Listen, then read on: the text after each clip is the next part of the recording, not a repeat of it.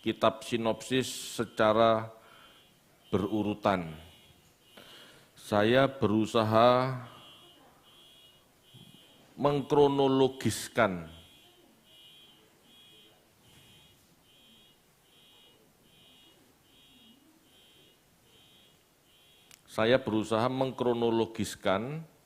sehingga kita bisa menghayati ya jejak-jejak pelayanan Yesus. Ya, karena dari 3 kitab sinopsis ada 3 susunan, tiga kronologis yang kelihatan berbeda, meskipun tidak bertentangan ya. Tetapi ini saya berusaha mengurutkan sesuai dengan pendapat masing-masing penulis secara mayoritas, gitu ya. Secara mayoritas. Contohnya tentang murid-murid yang pertama itu dikisahkan terjadi di Danau Galilea. Dan 2 Injil tidak menuliskan adanya kisah Petrus menebar jala dan ikannya didapat banyak gitu ya. Tidak ada kisah itu hanya terjadi di Lukas gitu ya. Nah, lalu kita klarifikasi. Kita bandingkan dengan Yohanes, ternyata kisah ikan ya tentang Petrus menebar jala sesuai petunjuk Tuhan dan akhirnya dapat ikan banyak, itu ternyata terjadi di akhir pelayanan Yesus. Ya, salah satu cirinya setelah Petrus menebar jala dan ikan yang didapat banyak, Petrus berkata kepada Yesus, "Tuhan, pergilah daripadaku, aku orang berdosa." Itu menunjukkan bahwa terjadi kejadian Petrus menyangkali Yesus. Ya, Petrus menyangkali Yesus sebelumnya. Nah, pertemuan pertama setelah kebangkitan ada di Galilea di mana Petrus sedang menjala. Makanya begitu ada mujizat, Petrus tahu, ya ini Yesus, ini Tuhannya yang sudah berubah rupa. Ya, ada perubahan rupa. Makanya dia mengatakan, "Tuhan, pergilah daripadaku, aku orang berdosa," karena dia telah menyangkali. Kalau peristiwa ini ditaruh di awal, ini tidak cocok. Pada saat Yesus memanggil murid-murid yang awal 4 gitu ya, mereka belum kenal. Buat apa Petrus berkata, "Tuhan, pergilah daripadaku, aku orang berdosa." Kenal aja belum kok. Kan barusan kenal. Ya, jadi peristiwa itu lebih tepat terjadi di waktu setelah Yesus mati dan bangkit. Gitu. Ya, jadi seperti itu Bapak Ibu ya. Kenapa ini penting? Supaya kita bisa memastikan bagaimana awal mula kisah ini terjadi. Kenapa murid-murid mau ikut Yesus? Apakah karena mujizat? Apakah karena sesuatu yang spektakuler? Atau umum terjadi? Gitu ya. Nah, kronologis yang kita bahas step by step ini penting sehingga kita bisa melihat bahwa kisah Yesus itu terjadi seperti apa, gitu ya. Dan jangan heran, kejadiannya itu tidak spektakuler seperti yang dipikirkan banyak orang. Murid-murid ikut Yesus karena Yesus seorang rabi. Bagi seorang Yahudi, dipilih rabi itu merupakan kebanggaan. Jadi murid-murid ikut Yesus bukan karena mujizat. Ya, ini bisa menjadi koreksi kita. Kalau kita ikut Yesus karena mujizat, ini enggak tepat. Nah, salah satunya poin yang bisa diambil itu. Ya, kita lanjut sekarang. Tujuan Yesus diutus Bapa itu apa? Melakukan mujizat kah? Menyembuhkan orang sakit kah? Atau apa? Kita baca ya, di Markus 1 ayat 35 sampai 39.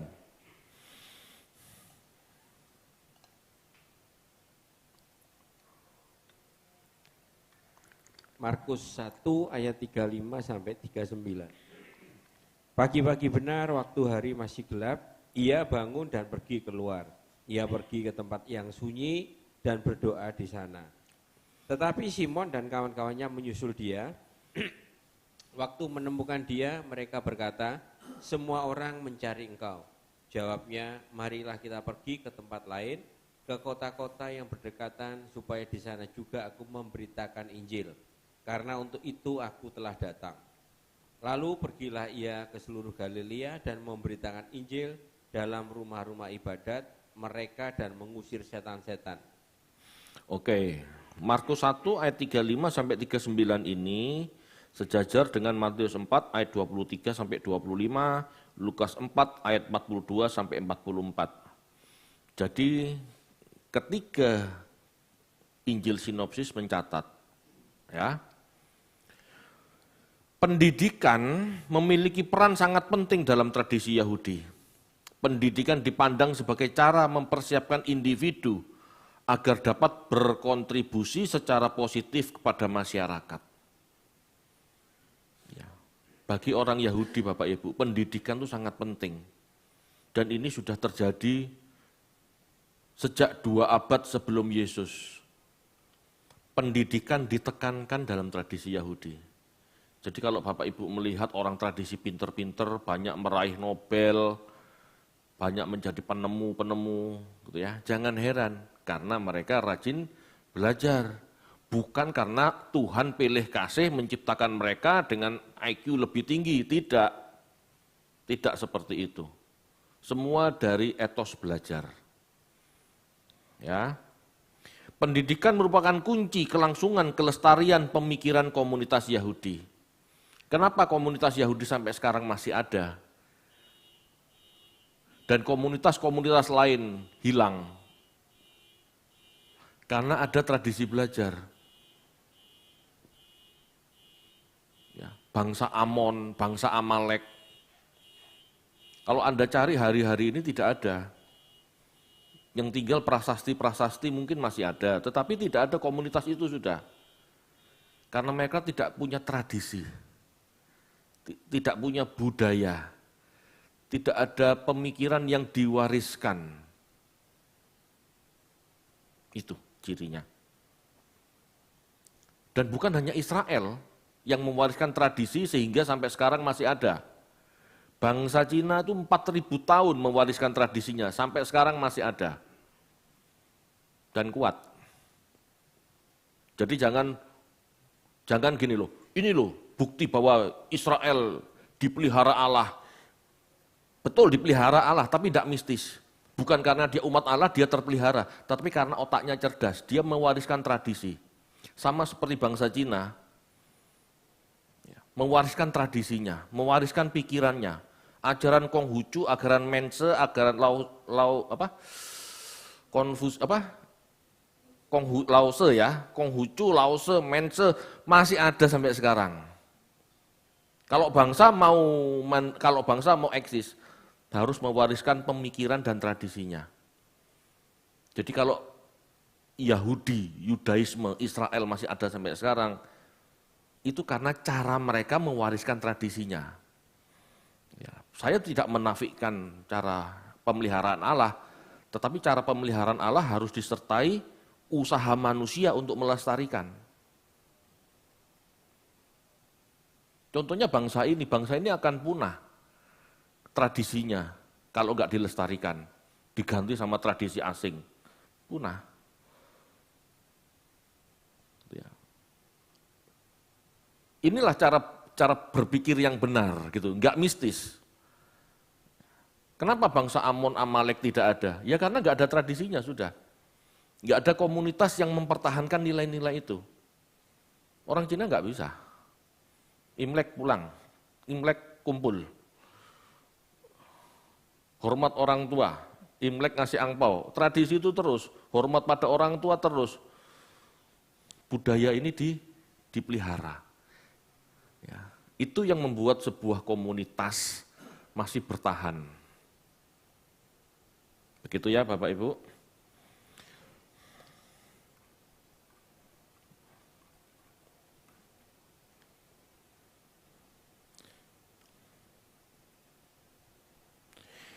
Setelah Yesus berdoa, Yesus bertemu murid-muridnya, serta mengajak mereka pergi ke kota-kota lain untuk mengajar. Kita bandingkan ya, kalimat ini di Markus 1 ayat 38 dan Lukas 4 ayat 43. Silakan dibaca. Markus 1 ayat 38. Lukas 4 ayat 43. Tetapi ia berkata kepada mereka, juga di kota-kota lain aku harus memberitakan Injil Kerajaan Allah, sebab untuk itulah aku diutus. Nah, Markus 1 ayat 38 dan Lukas 4 ayat 43 sama. Ya. Ia berkata pada mereka, juga di kota-kota lain aku harus memberitakan Injil Kerajaan Allah, sebab untuk itulah aku diutus. Untuk apa? Memberitakan. Untuk mengajar. Jelas tujuan utama Yesus diutus Bapa untuk mengajar. Memberitakan kerajaan Allah dan kebenarannya. Selain mengajar, yang lain itu sekedar tanda-tanda. Mujizat, kesembuhan, itu tanda-tanda supaya orang percaya dia diutus Allah. Karena orang saat itu, orang Yahudi saat itu menunggu lahirnya seorang nabi yang bisa membuat mujizat seperti Musa. Tapi Yesus tidak mau melakukan hal seperti Musa, bagi dia cukup menyembuhkan. Bagi dia cukup buat mujizat mengusir setan. Udah. Bagi Yesus mengajar lebih penting. Bagi Yesus, orang percaya pengajarannya lebih penting daripada orang ikut dia karena mujizatnya. Bahkan mujizat-mujizat seringkali oleh Tuhan disembunyikan. Setelah melakukan mujizat, Yesus ngomong, jangan kau beritahukan kepada yang lain. Mau enggak mau Yesus melakukan mujizat karena memang diperlukan, kasihan itu orang. Kerasukan setan harus diusir, sakit harus disembuhkan, mau enggak mau harus lakukan itu. Tapi Yesus selalu berkata, jangan beritahu yang lain. Kenapa? Karena Yesus hadir untuk mengajar, bukan buat mujizat, bukan menyembuhkan yang utama. Jadi kalau banyak gereja sekarang menekankan kesembuhan dan mujizat, itu jelas salah, itu jelas meleset. Kalau enggak mau dikatakan sesat, itu meleset. Bukan anti mujizat ya, tetapi kalau orang fokusnya sudah berbeda dari tujuan Tuhan dihadirkan, apa namanya kalau enggak meleset? Ya, ini akan diperjelas berikut-berikutnya. Banyak orang Kristen salah memahami tujuan kehadiran Yesus dengan hanya berpikir Yesus hadir sebagai penebus. Halo? Jangankan menyembuhkan, jangankan buat mujizat. Berpikir Yesus hanya untuk menebus saja itu sudah salah. Kenapa? Karena penebusan tidak butuh respon manusia, itu urusannya Tuhan. Apalagi kalau penebusan tidak disertai respon manusia untuk dimiliki, apa artinya ditebus? Penebusan tidak ada artinya jika manusia tidak mau dimiliki, tidak mau dididik. Penebusan menjadi berarti jika yang ditebus mau menjadi murid dan belajar hidup seperti dia. Jadi tujuan utama Yesus lahir, tujuan utama Yesus dihadirkan, agar manusia mau dimuridkan oleh Allah melalui utusannya, melalui anaknya. Jika hanya untuk mati sebagai domba penghapus dosa, Yesus tidak perlu menjadi rabi dulu. Yesus tidak perlu umur 33 tahun untuk disalib. Umur 12 tahun, ukurannya cukup untuk salib anak-anak, salib aja. Kalau hanya untuk disalib. Kenapa Yesus harus menunggu 30 tahun? Supaya ada waktu untuk mengajar. Dulu saya berpikir, kenapa ya harus 33 tahun mati? Kenapa enggak 23 atau 43? Allah punya waktu yang tepat. Sesuai dengan tradisi Yahudi, Yesus harus lahir, Yesus harus belajar, Yesus harus jadi rabi, Yesus harus mengajar 3,5 tahun, baru mati disalib. Yesus harus melalui umur 30 tahun belajar, harus melayani 3,5 tahun sebagai rabi. Dia harus menjadi terang yang menyingkap kegelapan. Yesus harus menjadi pencerah orang-orang yang tidak tahu bagaimana hidup dengan benar di hadapan Allah. Makanya Yesus mati umur 33. Karena pelayanan bagi orang Yahudi itu umur 30. Ya, kita sudah belajar. Banyak ayat udah pernah tak spill, tak share. Ya. Di kitab Taurat jelas, umur 30 baru orang boleh melayani. Demikian juga Yesus. Yesus selesai belajar 30 tahun baru boleh melayani. 3,5 tahun dia melayani. 3,5 tahun dia mengajar, itu cukup.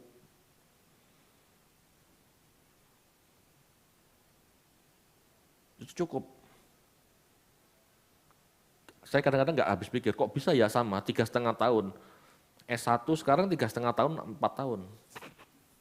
Kok bisa ya sama gitu ya. Ya setidaknya gitu ya, setidaknya itu bukti bahwa 3,5 tahun cukup untuk mengajar. Ya. Bapak Ibu, jadi salah kalau memahami Yesus di luar konteks Yesus hadir sebagai rabi. Salah. Yesus bisa melakukan mujizat, tapi dia bukan tukang sulap. Yesus bisa menyembuhkan, tapi dia bukan tabib, bukan dokter. Kalau kita menghargai Yesus sebagai tukang sulap, sebagai dokter, kita tidak ketemu tujuan utama hadirnya Yesus dan kita tidak bisa mengambil pesan pentingnya. Saat itu Yesus sebagai rabi mulai mengajar di Galilea. Dikatakan Galilea wilayah bangsa-bangsa hidup dalam gelap. Ini membuktikan tujuan kehadiran Yesus benar-benar sebagai terang.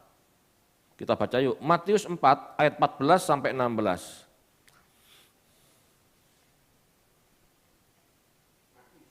Ya, Matius. Matius 4 ayat 14 sampai 16. Supaya genaplah firman yang disampaikan oleh Nabi Yesaya, tanah Sebulon dan tanah Naftali, jalan ke laut, daerah seberang sungai Yordan, Galilea, wilayah bangsa-bangsa lain. Bangsa yang diam dalam kegelapan telah melihat terang yang besar, dan bagi mereka yang diam di negeri yang dinaungi maut telah terbit terang. Ya, Matius mengutip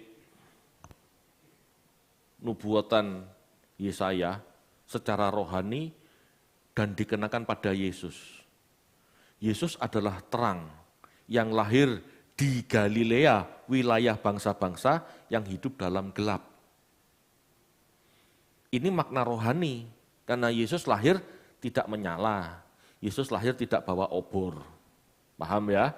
Jadi dikatakan Yesus adalah terang bagi bangsa-bangsa. Maksudnya Yesus akan mengajar, Yesus akan menjadi rabi dan memberitakan kebenaran di Galilea, wilayah bangsa-bangsa yang hidup dalam kebodohan. Gelap itu artinya kebodohan. Yesus lahir sebagai rabi kelak akan mengajar, memberikan pencerahan bagi orang-orang yang bodoh, yang dalam kegelapan. Ini loh terang itu. Paham ya? Jadi kalimat-kalimat ini harus dipahami bahwa memang Yesus lahir sebagai guru, Yesus lahir sebagai rabi. Ini penekanannya sebetulnya. Kenapa Yesus tidak besar tiba-tiba dia sebagai tabib gitu? Ya karena memang itu bukan tujuannya. Dia guru. Meskipun dia bisa menyembuhkan. Tetapi dia bukan penyembuh. Dia bukan dokter. Dia guru. Yang bisa menyembuhkan. Tapi fokusnya apa? Guru. Dia terang bagi orang-orang Galilea, wilayah bangsa-bangsa. Jadi yang hidup di Galilea itu bukan sekedar orang Yahudi, tetapi wilayah bangsa-bangsa, wilayah orang-orang Yunani, orang-orang asing, orang-orang Persia juga tinggal di sana. Mereka ini dalam kegelapan, dalam ketidaktahuan bagaimana hidup di hadirat Allah. Yesus harus lahir sebagai guru untuk menjelaskan terang itu. Supaya mereka pintar, supaya mereka cerdas, supaya mereka tidak gelap pola pikirnya. Begitu.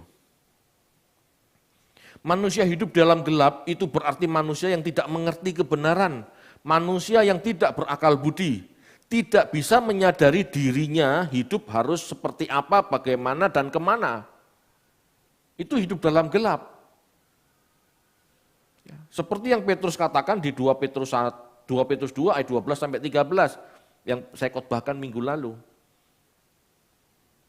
Dikatakan oleh Petrus, mereka itu sama seperti hewan yang tidak berakal. Mereka menghujat apa yang tidak mereka ketahui. Jadi manusia di zaman itu Bapak Ibu tidak mengerti kebenaran meskipun mereka punya Taurat. Ngertinya hukum, ngertinya harus begini, harus begitu. Mereka tidak mengerti kenapa harus begini, kenapa harus begitu. Bisa ya dipahami ya? Mereka taunya harus begini, harus begitu. Oh harus puasa, puasa.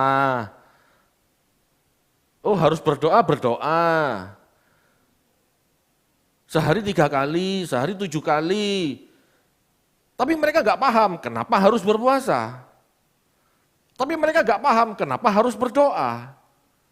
Mereka menjadikan puasa, doa hanya sebagai hukum. Masih bodoh. Mereka hanya melakukan kewajiban, tapi tidak mengerti sikap hati yang benar dalam berdoa dan berpuasa seperti apa. Ini contoh saja. Itu sebabnya Tuhan Yesus mengatakan di Matius 5 sampai 7 khotbah di bukit, kamu berdoa harus begini, kamu puasa harus begitu. Itulah terang. Karena sebelum itu mereka melakukan doa atau puasa sekedar liturgi, sekedar seremonial, sekedar hukum. Mereka itu sama seperti hewan yang tidak berakal budi. Mereka cuma mengikuti. Oh waktunya berdoa, berdoa. Oh waktunya doa pagi, doa pagi. Oh waktunya doa siang, gitu. Yahudi itu kan doanya gitu, doa pagi, doa siang, doa senja, doa tengah malam. Enggak tahu saya lupa berapa kali orang Yahudi harus berdoa. Tapi mereka hanya melakukan rutinitas. Sama seperti hewan. Hewan itu kan cuma kebiasaan juga. Waktunya kawin, kawin. Tidak musim kawin, enggak kawin. Iya. Kayak Cepi sama Mochi itu. Mochi itu kalau enggak musim kawin, tenang. Tapi kalau musim kawin, nguber ke belakang aja terus Mochi itu. Ya seperti itu, manusia seperti itu. Hanya melakukan rutinitasnya. Tidak punya pikiran, tidak punya kesadaran, tidak punya pengertian. Hidup hanya berdasar naluri hewan, tanpa pengertian. Ya. Tidak boleh seperti itu, karena Tuhan tidak menciptakan manusia untuk seperti itu. Tuhan menciptakan manusia seperti Allah. Tuhan menciptakan manusia seperti Allah, dalam arti manusia harus tahu apa yang diperbuatnya. Manusia harus sadar konsekuensinya. Motivasinya apa? Harus jelas. Jika manusia melakukan rutinitasnya saja, maka manusia tidak jadi seperti Allah. Manusia sekedar hewan. Petrus jelas menyatakan bahwa sikap menghujat bisa terjadi meskipun seseorang tidak menyadari. Hidup beragama, berdoa, rutin. Pagi, siang, sore.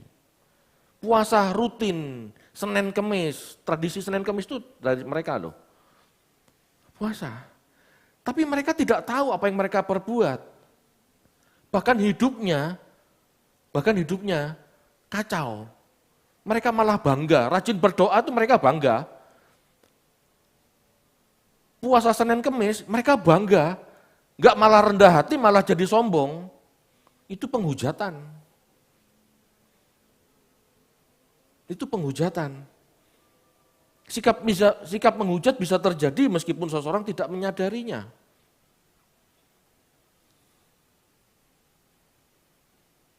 Orang bangga bisa hidup saleh, orang bangga bisa taat hukum, orang bangga bisa hidup kudus. Itu penghujatan. Kenapa? Mereka merendahkan penebusan. Seolah-olah mereka bisa menghampiri Tuhan dengan kekudusannya sendiri. Tidak bisa, tanpa penebusan juga nggak bisa. Tanpa sadar mereka menghujat penguasa yang telah menebus mereka. Halo?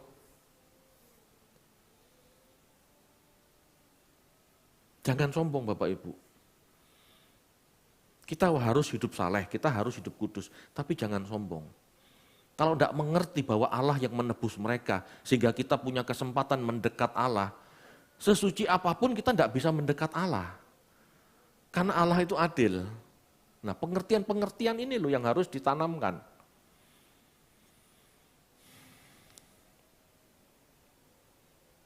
Mereka akan binasa terhukum karena tidak mengertian mereka.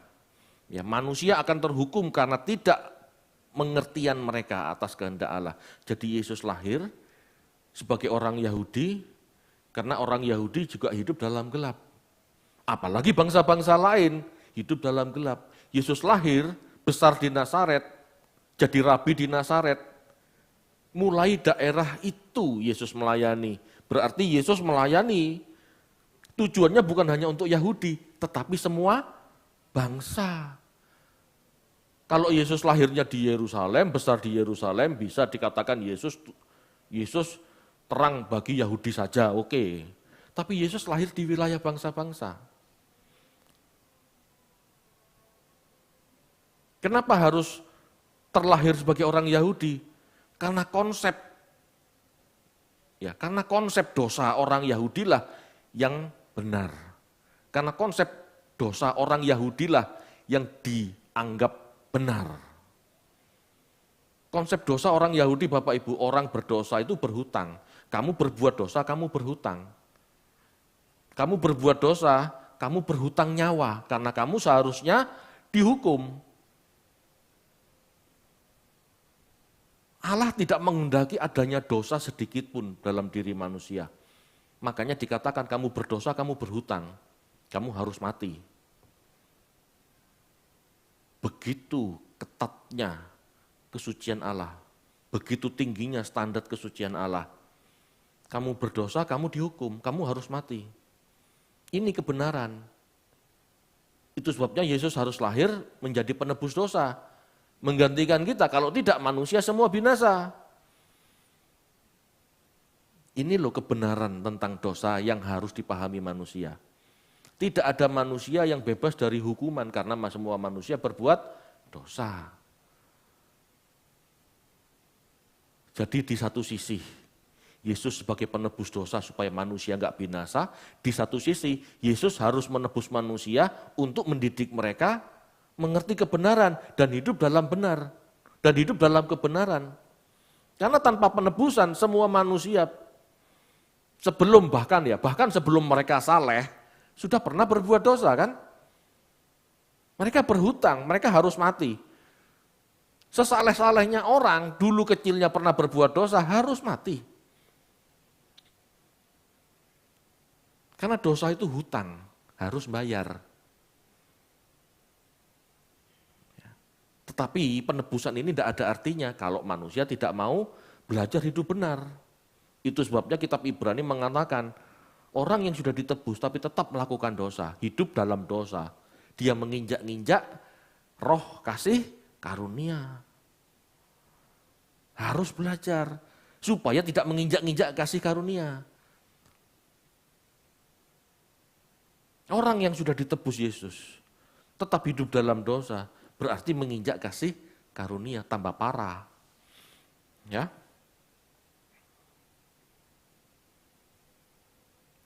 Bapak Ibu, Allah sejak dulu mengutus para nabi untuk mempersiapkan, untuk memperingatkan, ya. Allah sejak dulu mengutus para nabi untuk memperingatkan cara hidup manusia. Teguran-teguran dilakukan agar manusia meninggalkan cara hidup yang tidak bermoral. Di satu sisi Allah menghendaki manusia tidak binasa. Di satu sisi manusia bodoh dan berbuat dosa terus. Jadi nabi-nabi sejak dulu diutus Allah supaya manusia sadar akan kesalahan. Supaya manusia semakin cerdas bagaimana hidup di hadapan Allah. Tapi tidak mau sadar-sadar. Manusia tetap dalam kebodohan dan tetap tidak mengerti. Manusia kuno Bapak Ibu merasa kalau sudah melakukan tradisi, seremonialnya, liturgi ibadahnya merasa sudah cukup. Makanya nabi-nabi berkata, aku benci ibadahmu, aku benci liturgimu. Bukan itu yang dikehendaki Allah, tetapi sikap hatimu memperhatikan orang miskin, sikap hatimu bertindak adil kepada sesamamu. Moral yang ditekankan, bukan ritual. Tapi orang kuno tidak ngerti-ngerti, tetap aja melakukan ritual yang utama. Ayo kita berubah. Kehendak Allah bagi kita manusia, moral itu yang utama. Kesucian, kesalehan itu yang utama. Bukan liturginya. Diomongin nabi-nabi enggak mempan. Gitu ya. Itu sebabnya Yesus harus hadir. Inilah pentingnya Yesus hadir sebagai rabi atau sebagai guru untuk mengajar atau memuridkan sehingga setiap orang tahu bagaimana harus hidup benar di hadapan Bapa. Diomongin nabi enggak bisa. Akhirnya apa? Diutuslah anaknya. Sama seperti kisah yang diungkapkan Yesus. Ada seorang raja mengutus utusannya. Tapi utusannya dibunuh. Betul? Sampai pada akhirnya raja itu mengutus anaknya. Anaknya dibunuh juga. Itu sama sebetulnya. Nabi-nabi dulu dibunuh oleh orang Israel. Israel itu membunuh nabi-nabi. Yesaya dibunuh, digeraji. Yeremia dibuang ke sumur. Untung ada yang menolong. Tapi banyak nabi yang dibunuh oleh orang Israel. Jadi jangan bangga dengan Israelnya, banggalah dengan kebenarannya. Ya, bersyukurlah gitu ya, dengan kebenaran yang lahir dari bangsa itu. Tetapi bukan berarti bangsa itu sudah benar, bangsa itu malah menghukum, malah membunuh nabi-nabinya. Ya. Kita baca yuk, Ibrani 1 ayat 1 sampai 2.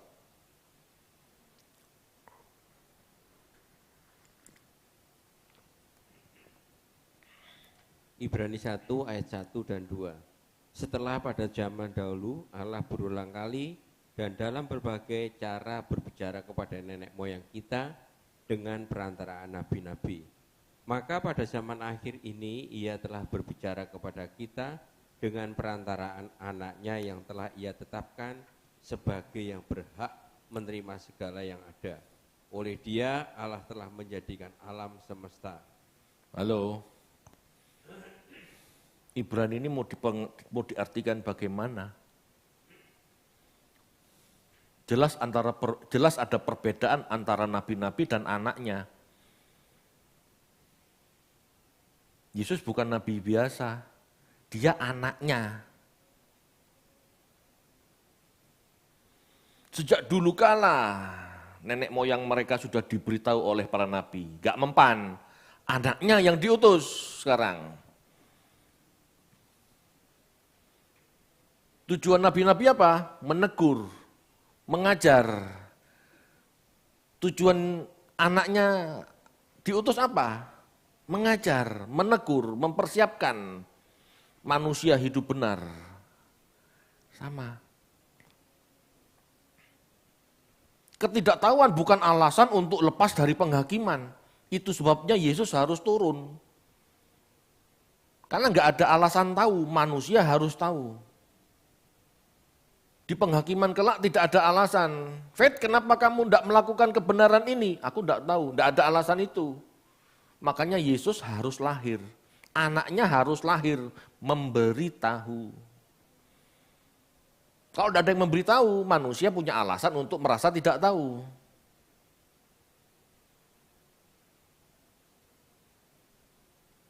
Pengetahuan untuk hidup benar, Allah gitu ya.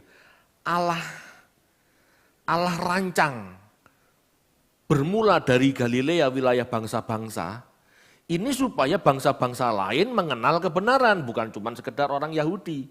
Orang Yahudi pun dalam kebutaan, orang Yahudi pun dalam kegelapan dikatakan. Makanya Yesus harus lahir di Galilea wilayah bangsa-bangsa supaya bukan hanya orang Yahudi tetapi orang seluruh bangsa-bangsa melihat terang Allah, melihat kebenaran Allah, mengerti dan terbuka cara pikirnya. Bisa dipahami sampai sini Bapak Ibu? Jadi Yesus lahir itu segala sesuatunya sudah dirancang Allah. Bukan kebetulan dia besar di Galilea. Dia di Bethlehem cuma numpang lahir. Supaya jelas dia dari keturunan Yusuf ya, setelah secara garis gitu ya. Supaya Yesus bisa dipahami sebagai keturunan Daud. Cuman itu. Tapi dia besar di Galilea wilayah bangsa-bangsa, di mana dia harus memberitakan kebenaran di Galilea wilayah bangsa-bangsa.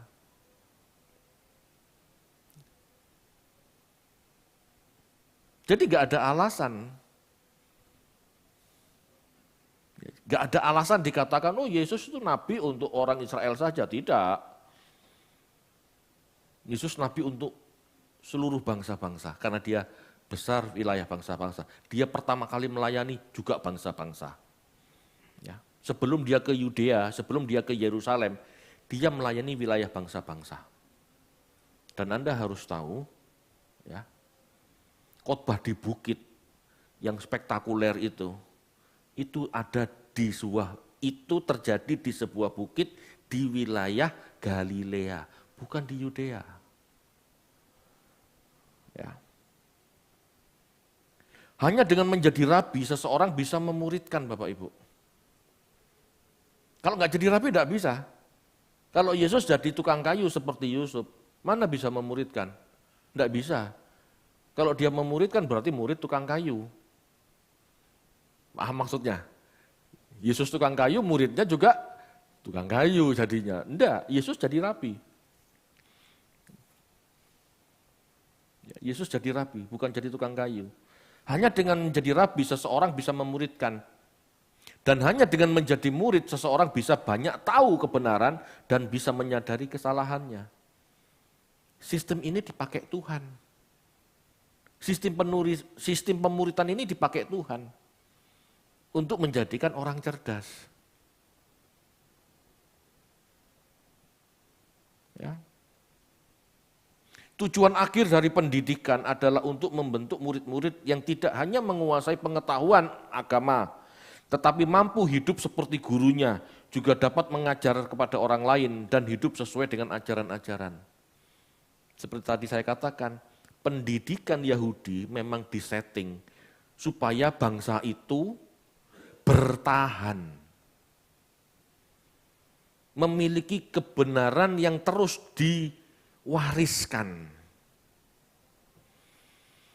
Bapak Ibu, pada saat pembuangan, tradisi Yahudi adalah tradisi bait Allah. Belum ada pendidikan. Tetapi begitu dibuang, 10 suku hilang. Yang 2 ke Persia. Di Persialah orang-orang Yahudi berpikir, bagaimana melanjutkan tradisi mereka. Kalau dibuang ke wilayah, kalau dibuang ke Persia, dibuang ke wilayah yang bukan Yerusalem kan berarti, mereka tidak bisa melakukan hukum loh. Bait Allah sudah hancur. Kalau mereka tidak memutar otak bagaimana tradisi harus berlanjut, mereka tidak punya tradisi. Karena di Persia mereka tidak dapat mempersembahkan korban. Anak-anak yang lahir di Persia, mereka tidak tahu bagaimana Allah menebus mereka. Orang Israel kuno kan taunya Allah menebus mereka melalui persembahan darah binatang. Kalau itu tidak terjadi di Persia karena bait Allah tidak ada, maka generasi penerusnya tidak tahu bagaimana menghapus dosa. Paham tidak sampai sini? Karena penghapusan dosa, pencurahan darah hewan tidak bisa dilakukan di tempat lain selain bait Allah, tidak bisa. Anda potong kambing di depan rumah gitu ya, lalu Anda merasa Tuhan ampunilah aku. Tidak bisa, tidak sah. Bagi orang Yahudi, darah tercurah itu harus di altar bait Allah. Nah kalau bait Allahnya hancur, tradisi kebenaran itu mereka teruskan di mana? Tidak ada. Pada akhirnya orang-orang Yahudi di Persia melanjutkan tradisi itu dengan belajar Alkitab di sinagog-sinagog. Jadi sinagog itu mulainya di Persia Bapak Ibu. Tradisi belajar Alkitab, tradisi melanjutkan warisan secara verbal, secara tertulis, itu mulai dari Persia, mulai dari Esra, mulai dari zaman-zaman Esra. Dulu tradisi penyembelihan domba, lembu, itu kan ada setiap tahun, bahkan setiap saat. Tanpa tulisan mereka bisa meneruskan tradisi itu. Mereka mengerti secara lisan. Tapi setelah bait Allah enggak ada, perlu tulisan-tulisan yang menjelaskan bagaimana seseorang diampuni. Perlu tulisan-tulisan yang menjelaskan hukum-hukum Allah, maunya begini, maunya begitu. Itu di Persia. Jadi tradisi rabi itu mulai muncul di Persia, mulai muncul di zaman Esra. Itu yang membuat mereka bertahan dan pulang membangun bait Allah lagi. Tahun 70 hancur bait Allah. Tetapi Yahudi tetap bertahan. Kenapa? Tradisi sinagog, tradisi sekolah, tradisi pendidikan masih ada. Dan di setiap ghetto, di setiap tempat di mana ada komunitas Yahudi, pasti ada sinagog, pasti ada pendidikan buat anak-anak Yahudi. Sehingga pengetahuan mereka itu berlanjut berabad-abad. Halo? Bisa dipahami ya? Jadi nggak ada yang mistis kalau bangsa itu sampai ada sampai sekarang karena cara mereka cerdas. Sama seperti orang Tionghoa. Dimanapun komunitas Tionghoa pasti ada sekolah Tionghoa. Hanya di Indonesia saja dulu tahun 65 enggak boleh. Karena ada peraturan. Tetapi di mana komunitas Tionghoa ada sekolah Tionghoa. Dan orang Tionghoa, orang Cina pasti bisa bahasa Mandarin. Ya cuma di Indonesia orang Cina enggak bisa bahasa Mandarin. Ya kita maksudnya, ya kita kan nggak bisa. Kenapa? Nggak dilanjutkan. Kalau Cinaton di Australia, Cinaton di Amerika, semua bisa. Jangan jauh-jauh, Cinaton di Malaysia, mereka bisa bahasa Mandarin. Gitu. Ya, jadi semua itu dari pendidikan Bapak Ibu. Pentingnya pendidikan itu ya. Dengerin terakhir ini ya, ini penting. Tujuan akhir dari pendidikan adalah membentuk murid-murid yang tidak hanya menguasai pengetahuan agama, tetapi mampu hidup seperti gurunya, dan juga dapat mengajarkan kepada orang lain atau generasi penerus hidup sesuai dengan ajaran-ajaran. Semua itu dari pendidikan. Ya. Bapak Ibu, di masa hidup Yesus, Yesus meneruskan nilai-nilai kebenaran pada pendengarnya, agar setiap orang bertobat, agar setiap orang berubah pola pikir dan memiliki keselamatannya. Yesus mengajar orang di generasinya untuk bertobat, untuk berubah pola pikir, supaya memiliki keselamatan. Inilah yang utama dari kehadiran Yesus. Yang utama. Yang utama. Kalau ditebus Bapak Ibu, Yesus yang melakukan. Tidak ada campur tangan kita. Ngerti tidak ngerti, kita sudah ditebus Tuhan. Ngerti tidak ngerti, seharusnya kita belajar. Ya. Kalau mengerti, jauh lebih baik. Kalau tidak mengerti, mengabaikan. Gitu ya. Kalau tidak mengerti, orang banyak mengabaikan, merasa ditebus sudah cukup. Tetapi kalau orang ditebus mengerti untuk apa, dia nggak akan mengabaikan, dia akan belajar sungguh-sungguh. Jika kita salah memahami kehadirannya, maka kita tidak menemukan sikap yang tepat dalam bertuhan, Bapak Ibu. Kalau kita tidak memahami Yesus lahir untuk apa, kita tidak menemukan sikap yang tepat dalam bertuhan. Hanya menjadi orang beragama yang pada umumnya bersikap oportunis. Apalagi yang ngajak seperti itu, ayo ke gereja supaya diberkati. Udah salah kaprah. Banyak gereja hanya memahami Yesus sebagai dokter penyembuh. Maka kita atau jemaat hanya memposisikan diri sebagai pasien yang ingin sembuh dari sakit fisik. Kita tidak menemukan keselamatan jiwa. Karena datang ke KKR Allah hanya ingin sembuh. Setelah sembuh, tidak mau belajar. Ngerti maksudnya? Jangan dianggap festival-festival seperti itu tuh tepat. Tidak. Hanya menyodorkan Yesus sebagai penyembuh. Ya sudah, orang datang kepingin sembuh. Setelah sembuh ngapain? Ya berbuat dosa lagi. Tidak belajar kok, tidak tahu apa-apa kan? Aku ikut Yesus, kenapa? Aku ingin disembuhkan. Setelah sembuh ngapain? Ya sudah, aku tiap minggu ke gereja, keplok-keplok. Hanya itu. Tapi kalau dia mengerti Yesus hadir untuk mengajar, maka dia mencari pengajaran. Apa yang Yesus katakan? Apa yang Yesus ajarkan? Aku mau menghidupinya. Loh beda. Jika gereja hanya menekankan mujizat-mujizat dan pembuat solusi hidup, ya jika gereja hanya menekankan mujizat-mujizat dan menekankan Yesus sebagai pembuat solusi hidup, maka sikap kita atau jemaat hanya berharap pertolongan di dunia ini, tidak menemukan juru selamat kekal.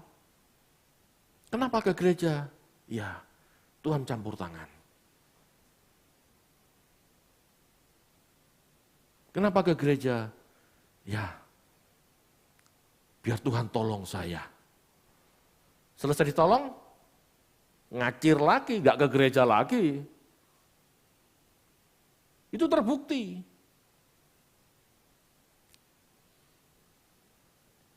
Saya tertarik dengan sebuah TikTok.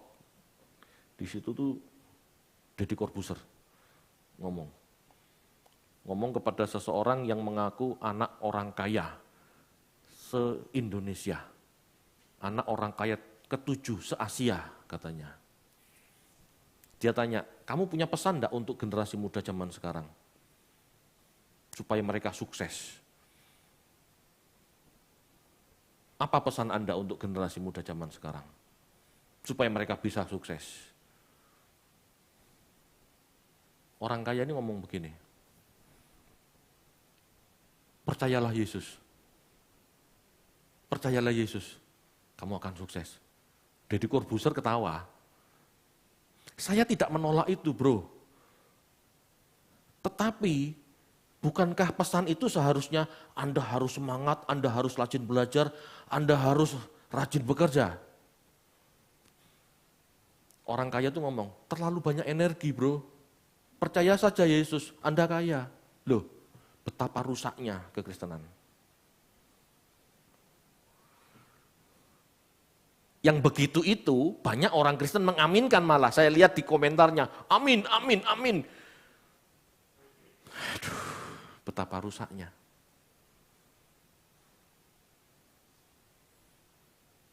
Jadi kalau kepingin kaya dan tidak terlalu banyak energi keluar, percayalah Yesus. Begitu katanya. Ngerti enggak kesalahannya? Itu kan memperbudak Yesus. Itu kan menjadikan Yesus tuyul pesugihan. Itu kan membuat manusia Kristen tidak hidup bertanggung jawab. Parah enggak rusaknya kekristenan? Gitu tuh diaminkan dan masuk dalam konten-konten kekristenan. Wah, bangga mereka. Ya Allah. Halo Bapak Ibu, betapa rusaknya. Kalau orang tidak mengerti tujuan Yesus hadir, ya dia akan menjadi oportunis. Dia tidak mencari keselamatan jiwanya, dia tidak mencari kesembuhan jiwanya. Kalau memahami Yesus selain sebagai guru, dia akan menjadikan Yesus itu apa? Tukang sulap, pembuat mujizat. Orang yang percaya Yesus sebagai penyembuh, cuma datang kepada Yesus cuma ingin disembuhkan, fisik.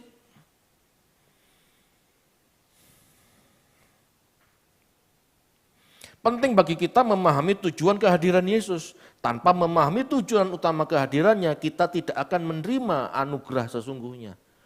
Nah kan, kita kelewatan anugerah sesungguhnya. Apa? Kesembuhan jiwa. Keselamatan jiwa itu kesembuhan jiwa maksudnya. Jiwa kita beres. Batin kita beres, pola pikir kita tuh genah, itu loh maksudnya.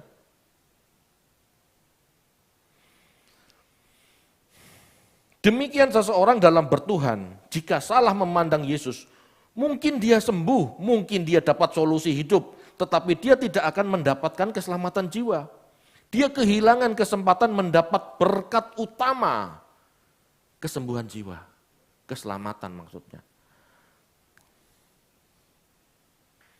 Jangan jadi seperti anak-anak yang gak ngerti tujuan disekolahkan. Tujuan sekolah apa? Memperoleh pendidikan, menjadi cerdas, bisa mikir. Tetapi banyak anak-anak sekolah hanya kepingin nilai bagus. Akhirnya ngerpek. Lolos, tapi bodoh tetap bodoh. Betul enggak? Halo? Betul enggak? Anak sekolah, belajar sungguh-sungguh, dapat 7, 8, 6, 7, 8, karena hasil kerja sendiri, ya karena hasil belajar sendiri, dia jadi cerdas. Tetapi ada anak-anak bangga, jadi ranking 1, ranking 2, tapi hasil dari mencuri. Bangga, mama, papa, aku ranking 1. Mamanya dengan bangga juga, lihat ini, pialanya, padahal hasil nyontek. Ngerti tidak maksudnya? Tujuan pendidikan supaya cerdas, tapi anak ini tujuan pendidikan dia ranking 1 meskipun mencontek, dia tetap bangga. Terjadi enggak pendidikan dalam diri anak itu? Enggak. Terdidik mencontek iya. Tapi tidak pernah terdidik jadi cerdas. Karena dia selalu jiplak milik temannya. Ngerti enggak? Keselamatan itu seperti itu. Tujuan kita percaya Yesus, kita selamat. Bukan cuma sekedar sembuh. Bukan sekedar buat solusi. Amin Bapak Ibu. Itulah sebabnya Yesus katakan, ke kota-kota aku harus berkeliling. Karena tujuanku itu mengajar, mencerdaskan, membuka wawasan supaya orang bisa hidup benar di hadapan Allah. Jadi kalau tidak belajar Bapak Ibu, apa gunanya jadi Kristen?